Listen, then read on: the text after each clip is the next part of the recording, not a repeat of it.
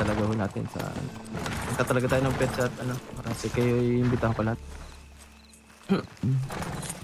Maraming salamat po. Kami ho yung ano SMT. Kami ho yung kami na ho nagtatanim. Simon Macalipay Theodore Incorporated ho. Kami ho ay nagtatanim. Ayun ho, tama kayo ho. Catering services. Kapag ho may mga gantong kaganapan ho kayo. Pag may mga Ayos. malalaking pagdiriwang ho kami, tagaluto. Parang doble yata yung damit mo, Tiyo. Tinan mo. Mads, nandiyan ka ga, Mads? Kaibigan. Hindi pa ako rinig. Rinig ka, rinig. Ay, kaibigan na Kaibigan, OJ. diyan Andito ako. Ay, ano ba ito makausap? Ay, Usapin namin pwede. saglit. Oo, saglit. Walang problema dyan. Eh, ganito kaibigan. Diretso kita, hindi ko napapatagilin yung usapan. Eh, ganito. Alam ko bilang ikaw kaibigan kong ano, madami kang nakakausap, madami kang naririnig. May minasagap akong balita na dito sa isa ko sa pamangkin ko, sa mga kapamilya ko, binabantaan ng buhay. Isa sa So, pamilya malaman. mo, pamangkin mo. Mm-mm. Lalaki ba yan, babae?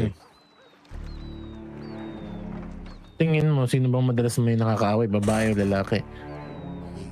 Sa dami ng nagsusumbong sa akin.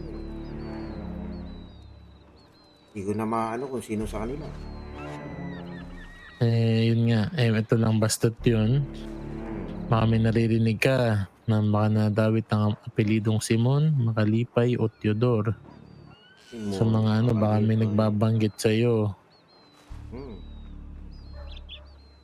Kasi kung sakaling nakita namin, kung malaman namin na kung sino man o gumalaw ng pagbantaan ng buhay ng aming pamilya o ng isa sa aming miyembro sa pamilya, hindi kami magadalawang isip maglabas ng pangil.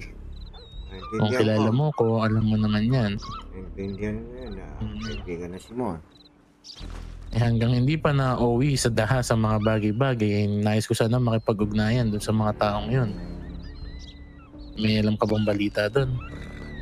Ay, diretsuin mo ako. Sino ba sa iyong pamilya? Si Juan. Si Juan.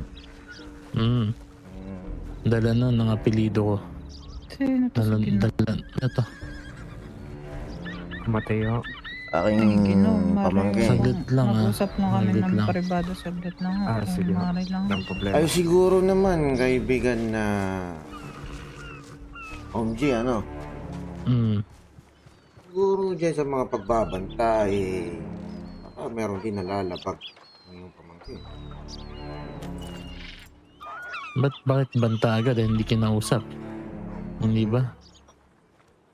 Siguro. Kaya tignan mo, bakit ako nagtatanong sa mga tao at hindi ko dinadaan sa sibil? Maganda ba karanasan natin pagdating sa sibil? Ultimo, nilagay ko na sa aking mga kamay. Ginawa na namin ng paraan na kami na mismo, madaan pa to, kung mauuwi sa usapan. Sa tingin ko, si Juan ang yung binibig ng sa akin. Kailangan siguro na pagsabihan mo rin. Dahil? Dahil din sa pangingialam. Dahil nakarating din sa akin. At may nagsumbong din sa akin sa kanyang pangingialam. Pangingialam saan? Nangyayalam sa? Hindi ko na sasabihin kung anong pinangingialaman ni Juan. Si Juan. Siguro Ano naman. ang tawag dito? Pakilamera. Kung sa tingin nung pinapakailaman na yun, siya napapakailaman, siguro wag siyang magpresenta bilang isang pampublikong otoridad dito. Dahil alam ng lahat yan na kapag ikaw ay nasa mataas na posisyon, bawat aspeto ng buhay mo ay tinitignan. Alam ko yan dahil ako isang naging vice gobernadora noon. Kapag ikaw ay gusto mo ng ganyang posisyon, dapat makapalambalat mo, hindi ba? Dapat hindi ka nagpapa-apekto sa mga ganyan. Dapat hindi ka maninira, magsusumbong sa ibang tao. Malalaman-laman namin na nasa peligro na yung buhay ng anak ko. Kaya sinasabi ko sa inyo, kung sino man sa inyo nagtatangka sa anak ko, nag-iinit ang dugo ko ngayon, alam nyo ang puwersa namin. Hindi nyo pwedeng galawin ang anak ko.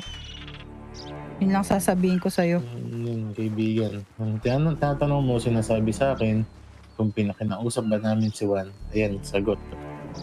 Kausap na. Pero yun nga, kung sakaling galawin o nagtangka na talaga, baka mag-unahan pa namin kung magtatangka na ito. Kasi ngayon, Tingin ko naman, mga suspetsa, pag suspetsa pa lang alam namin alam ko naman at alam Kung ko din sino. naman kung sino yan. Naintindihan ko yan. kung sino nakaaway. Siguro naman, di pa dumarating yung panahon na yan. Asahan mo, pagdating ng panahon na yan, magkakaalaman tayo dyan. Di ko naman din ipaparating ko sa mga tao na yan, yung mga nagbabanta. Pero siguro Kung gusto mo naman, naman kung ganun, kung makipag-ugnayan, ang pamilya namin ay handa makipag-usap ng mahinahon at ng profesional. Kung idadaan sa dahasan, maaari din naman kami lumaban ng padahas din. alam ko naman, Alam mo naman, kilala mo naman. kilala ko kayo at alam ko din naman. Mm-mm. Siya. Ayun lang, kung may ano ka, sabihan mo, timbrihan mo kung sino at kakausapin ko ng mahinahon. Makikipag-ugnayan ako. Kasi kung hindi nagkaintindihan, kung nagkapakailaman, ibig sabihin yan ay gusto ng solusyon o bibigyan ng kumbaga ng alay o proposisyon kung anong dapat gawin para magkatulungan. Kasi ang mga Dito tao pa na lang, hindi mangingialam kung hindi total. maapakan. Kinausap mo na rin ako, madalas ako sa mga taong yan.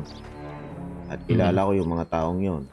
At sabihin na natin na mga kaibigan at mga matatalik ko rin kaibigan ng mga taong yan. Sige, bali ganito, kakausapin ko si Juan. At kung kilala mo man kung sino nagbabantay, kausapin mo muna.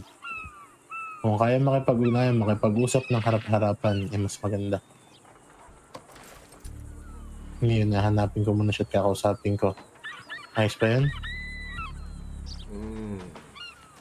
Sa tingin ko, Makipag-unayan muna tayo sa mga iba't ibang partido.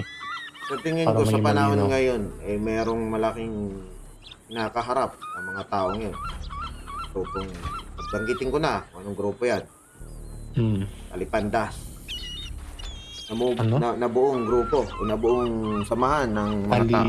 Talipandas. Alipandas? Ayan, binitawan ko na kung sino yung mga taong yan. Sa ngayon siguro, wala pa silang oras para makipag-usap dahil mayroong malaking ginagawa ang grupong yan. Mayroong isang mataas na tao dito sa bayan. Dadalawa lang tayo nag-usap dito, kaibigan na OMG. Isa na hindi ito makalabas. At may tiwala naman ako sa iyo, yung kakayahan mo. Ang Talipandas ay minsan na nagpakita at nakipagbardagulan sa mga sibil patungkol sa mga taong nagtatago sa batas. Napag-usapan doon na kahit sino ibabanggain ng grupong yan. Kahit sino yan, pag yan ay mayroong nilabag sa batas ay hahanapin ng mga Talipandas at bibigay ng buong buo sa sibil.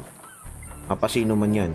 Ngayon, nakarating sa ibang bayan o nakarating sa ibang mga tao ang mga taong yan na nagpakilalang grupo na Talipandas, binigyan sila ng isang malaking, sabihin natin, pagsubok para ulihin ang ulo ng mga itim na lobo.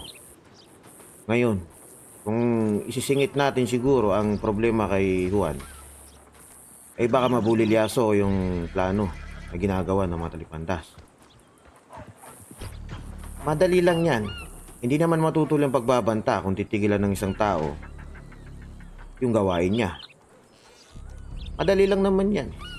Pagkaharap mo ang kaibigan mo, huwag mong bastusin. Kausapin mo. Ganun lang kasimple. Wala pa nangyayari Ito patungkol lang kay ang Juan. masasabi ko. Mapagsasabihan ko siya. Kakausapin ko. Pero hindi ka mapapangako, may sigurado na magbabago ang pagtrato niya sa tao. Alam ko yun dahil tao Lumaki na yun. yan, tumanda Oo, na yun. yan. Naiintindihan Lahat kita naman dyan. tayo Oo. ganyan. Naiintindihan Kaya kita dyan. kontrolado. Oo. At siguro sa ngayon, wala pang plano ang magbigay lang siguro ng babala ang grupong niya sa mga taong nanggigipit din sa mga kapwa. Hindi ganun sa mga grupo mong kakilala, makipag-ugnayan sa amin kung kailan sila makipag-usap bago sila magbanta. Bago na linawin ang lahat-lahat. Intindihan kita Kasi dyan. kung dahil ganyan ang pamilya mo yan. mangyayari, kung ganyan mangyayari, tuloy pa yung banta nila habang kalaban nila ang itim na lobo. Hindi lang isang grupo makakasalumuhan nila. Kaya isa-isa muna. Kasi kung tuloy ang banta, hindi lang naman ako yung naging kalmado o ang mag-iinit ang ulo. Intindihan kita. Ultimo yung At, ina niya, narinig mo naman, di ba? alam ko yan at huwag kang mag-alala.